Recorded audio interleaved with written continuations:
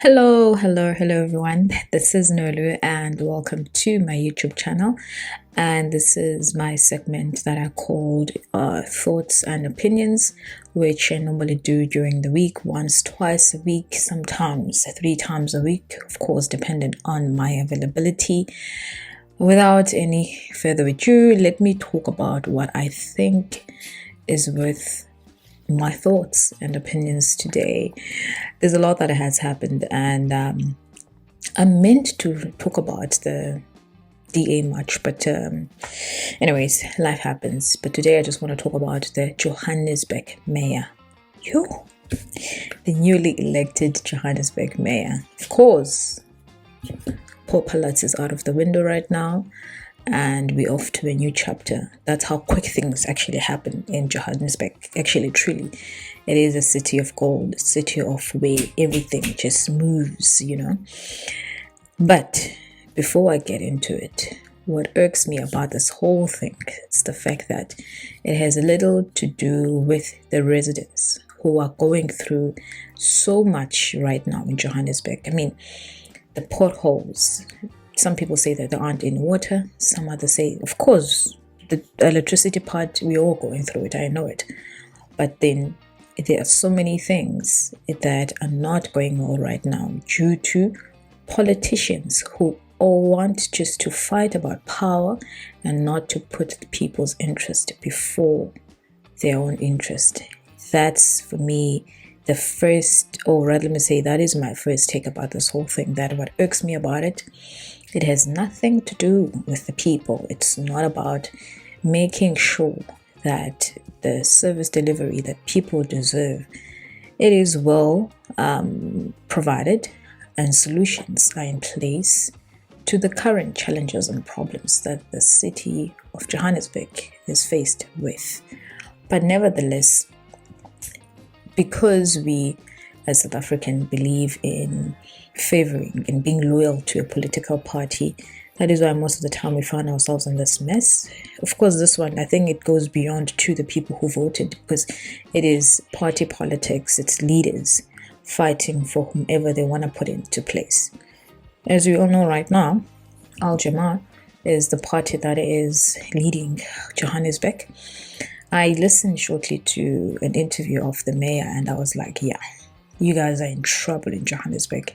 This mayor doesn't sound convincing. He doesn't have a plan, simply because everything just happens so quickly. I'm not quite sure about the quality, or rather the capability of the party in governing a big city like Johannesburg. I doubt, because the party in itself, it's the 9th biggest party in Johannesburg right now. Not quite sure if in the country, but I think in Johannesburg. But here it is, in charge of a big city like Johannesburg. I think this is just a total disrespect to the people of that city. And it's just a pity that people have less to say. But I don't necessarily think people do have, or rather people have less to say. If they want to, this is their time to stand up and say no to this current mayor. They can choose whomever they believe is worth leading them. I know that's not how the political structure or the political sphere is structured in South Africa at this point when it comes to mayoral selection. It's a different ballgame on its own. So that's why I guess people feel that it's not really their place to step up. But the reason why things fall apart in this country is because we take some time to step up for what is right for us, for things that impact us, not the politicians. We're the ones who stay in these communities. We're the ones who know how it's like to find that there is a delay in taking the trash, and delay in making sure that the lights, they continue to be on in this community, and delaying making sure that the potholes are filled in, delaying making sure that all other service or public spaces, they are well taken care of, whether it is your healthcare, schools, or you name it. We're the ones who tend to actually feel how it's like when they are not serviced correctly. It's not necessarily the actual politicians who feel it, because everything that they have, they make sure they fortify themselves by firstly using the private sector, second of all, making sure that they've got your plan A, plan B, plan C, whatever plans that they have in place. But at the same time, they still need your votes for them to get to the seat. They still need our taxpayer for them to get to that seat and be maintained in that seat. So because of that, I think that we do owe it to ourselves, maybe to take it upon ourselves and fight these things that we are faced with, because there's no way. We ended the year with Umpopaladze again. When she was out of that seat, she came back again. We're starting the year, she's out again, someone else is in that seat. It says a lot, and I just think that, again, I repeat that people of Johannesburg, they don't deserve this nonsense, they do not need this nonsense. But I also think that it's high time we stand up. I mean, we can only fortify ourselves up until a certain extent as the people of this country. We can we can say we're off the grid. We can say we live in the most best communities. I know it's fantastic, but you still are serving your country through the tax that you pay. Therefore, I don't think it's correct or right for the people who are in charge of that money to do as they are pleased, to destroy the country, to make it unlivable and ungovernable, to destroy the resources that were supposed to be there to serve those who might not afford to be off the grid, those who might not afford to be in the best communities, because I think more than anything, as a person, when you don't necessarily need certain services, they are best and good for those who might need them.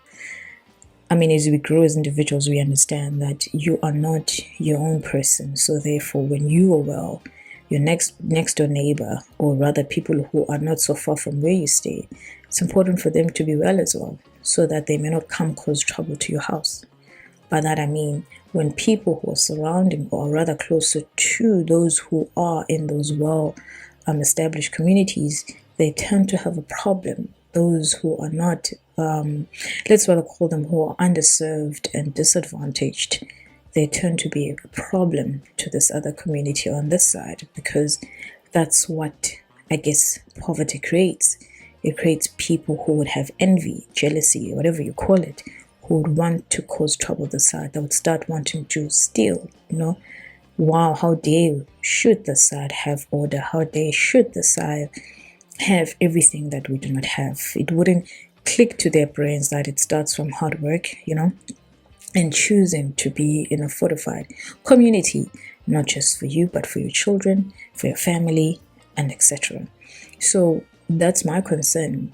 That is why I share this thoughts and opinion, because I believe that as a South African citizen of seen, you can say you are minding your business, you're doing your life. My word, being governed by the ANC, they have a way of wanting to poke you, even when you do not care about what they do. When you say, you know what, I just want to make my money, I just want to be a hardworking person, focus on my life. I'm telling you, the minute those lights turn off whilst you bought electricity, or the minute you are just walking and someone just starts to, let's say for instance, someone wants to rob you, you will feel it. And though the police, they take forever to come and at your rescue, you will feel it. When you're walking down the road and you find that there's a huge pothole as you're just driving there, you will feel it. So there's no way you could say that you are living in your own isolated world where you do not feel it. Of course, as somebody who lives in the Western Cape,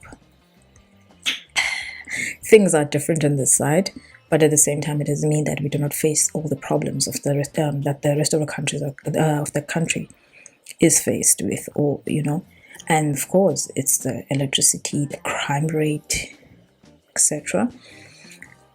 But I know how is it like to be in a place where service delivery is of good quality, and that's something which I'd love. And it doesn't just benefit, contrary to popular belief, it doesn't benefit the people who are staying in better communities. No, even those who are staying in townships, township communities in the Western Cape, they are far better than other township communities in the country. This is coming from somebody who's from the Eastern Cape. I know what I'm talking about. So, without going more and more and more deep into this thing, my point is we need to take it upon ourselves as residents of these cities that are falling apart. And Johannesburg, it is one of that cities falling apart. Remember, this used to be a city that is our shining light all over the world, a city where everything was going on, and a city I still believe that still has more wealth compared to other cities. I stand to be corrected on this one. So therefore, it deserves the best candidate when it comes to the mayoral. It deserves people who would continue to make sure that the city it's ran well and it has world-class service delivery, and continues to be that light that shines for all other cities in this country. But you know what? That's not the vision of the ANC. It just wants to destroy everything. That is what pisses me off about them. Everything they touch turns into ashes. They do not want to govern, yet they just want to keep seats. Our people still continue to incentivize them by not taking them out of power, by voting against them. Hopefully this won't be the case as we move forward to or closer to the election. Have yourself a great day. It's time for us to stand up. Those are my thoughts and opinion on this matter. Hopefully I will come back with something better, maybe concerning this. But like I said, let's have a great week, guys. See you next time. Bye.